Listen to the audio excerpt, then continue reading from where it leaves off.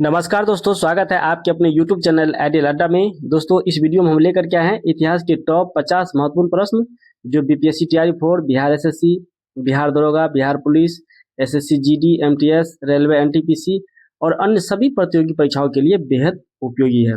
तो चलिए स्टार्ट करते हैं। आज का पहला प्रश्न है, कश्मीर के अकबर के नाम से जाना जाता है। कश्मीर के अकबर के नाम से कौन जाना जाता है?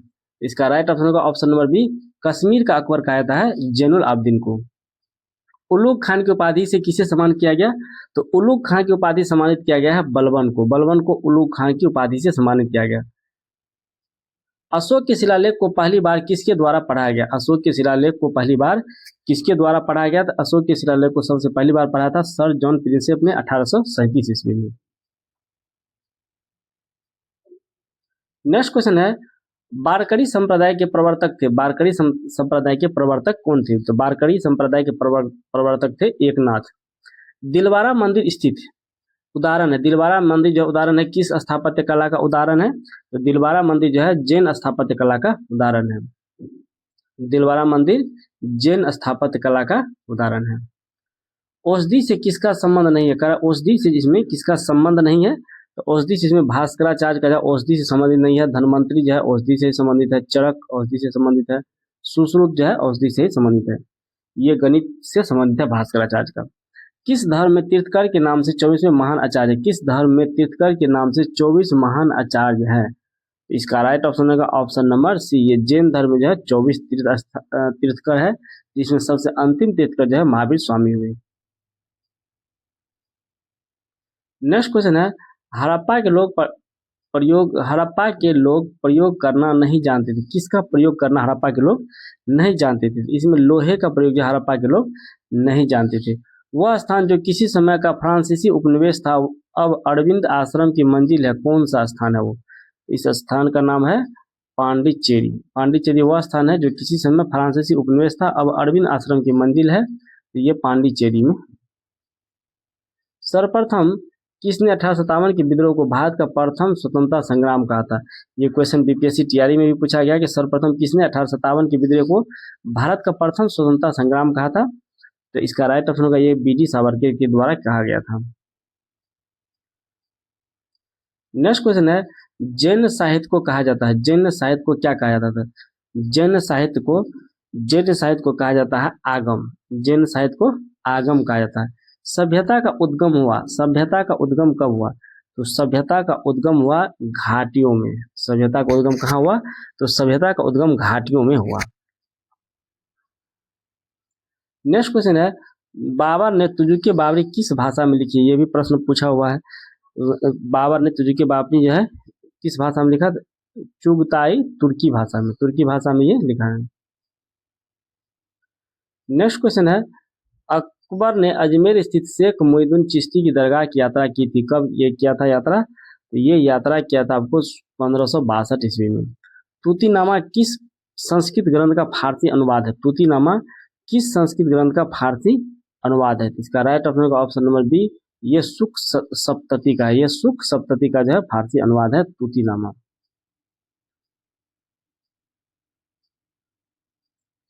नेक्स्ट क्वेश्चन है, निम्नलिखित में से कौन सा युद्ध मद्रास की संधि के द्वारा समाप्त हुआ था? मद्रास की संधि के द्वारा जो है कौन सा युद्ध समाप्त हुआ था?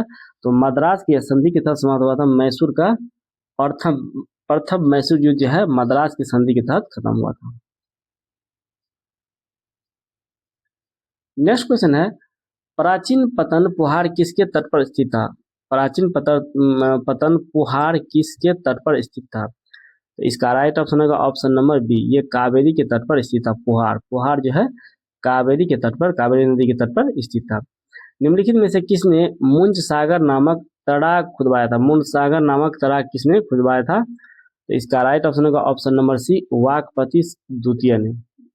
वाकपति द्वितीय ने जो है मुंजसार नामक तड़ाग खुदवाया था।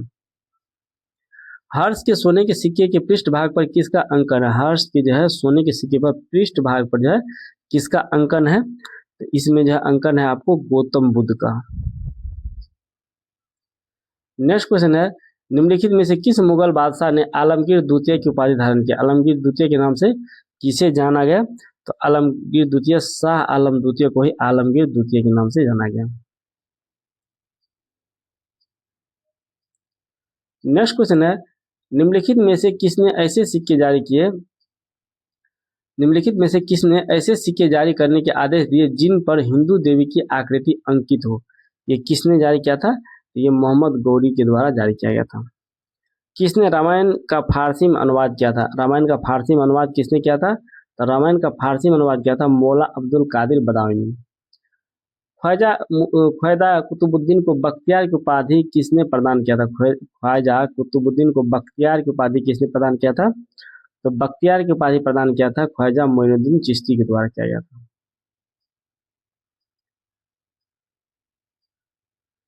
नेक्स्ट क्वेश्चन है, निम्नलिखित में से कौन सा राजवंश शैलकृत मंदिरों के निर्माण में अपने योगदान के लिए प्रख्यात है, क्या निम्नलिखित में से कौन सा राजवंश शैलकृत मंदिरों के निर्माण में अपने योगदान के लिए प्रख्यात है, तो ये हो जाएगा आपको राष्ट्रकूट।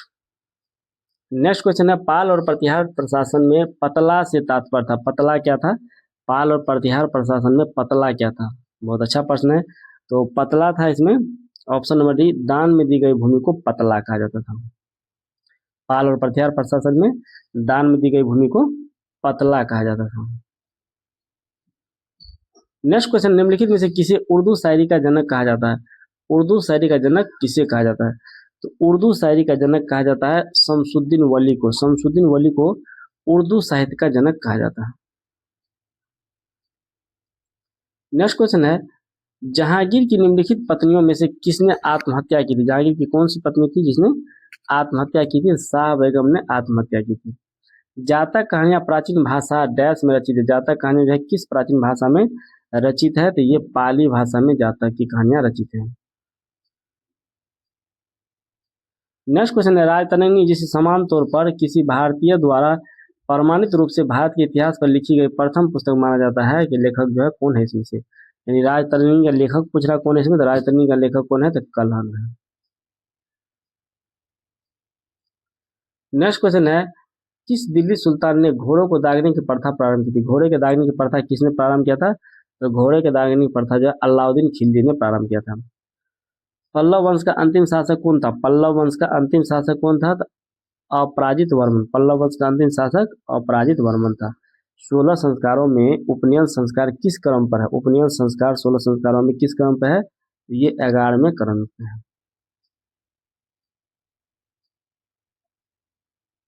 नेक्स्ट क्वेश्चन है, निम्नलिखित में से किस सिख गुरु के नेतृत्व में सिख राजनीतिक और सैनिक शक्ति के रूप में संगठित हुआ, राजनीतिक रूप से और सैनिक शक्ति के रूप में भी संगठित हुआ, इसका राइट ऑप्शन है गुरु गोविंद सिंह के नेतृत्व में। मिर्जा गालिब किस सम्राट के समय में था, मिर्जा गालिब जो है किस सम्राट के समय में था, ये था बहादुर शाह द्वितीय के समय में, मिर्जा गालिब बहादुर शाह द्वितीय के समय में था। चगताई तुर्क शासक भारत में किस नाम से जाना जाता है, चगताई तुर्क शासक भारत में किस नाम से जाना जाता है, ये मुगल के नाम से जाना जाता है।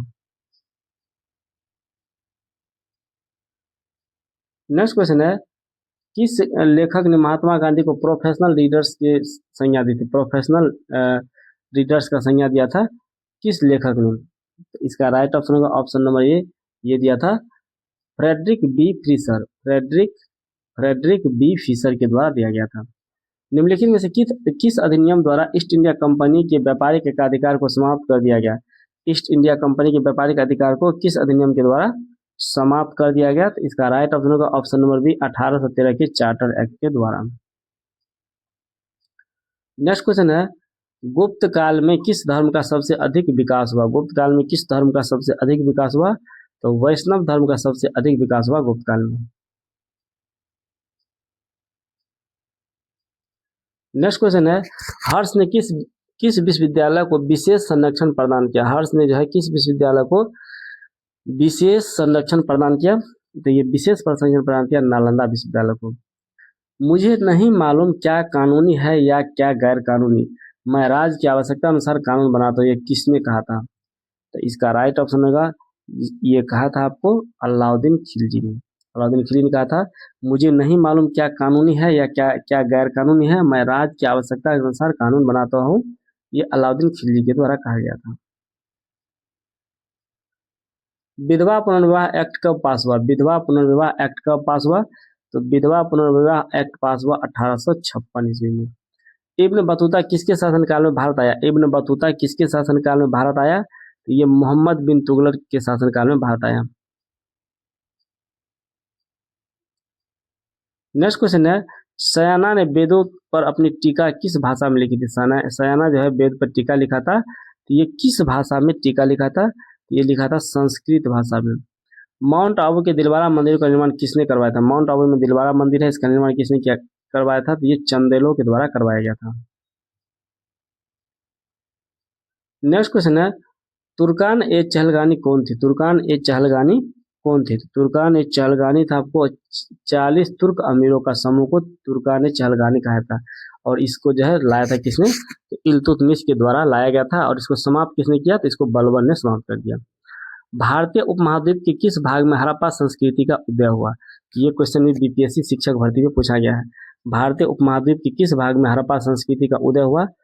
इसका राइट ऑप्शन होगा ऑप्शन नंबर सी, उत्तरी पश्चिमी भाग में, उत्तरी पश्चिमी भाग में। लेकिन उससे क्वेश्चन पूछने का तरीका अलग था, ये अलग है, लेकिन क्वेश्चन डायरेक्शन वाला भी पूछा गया था।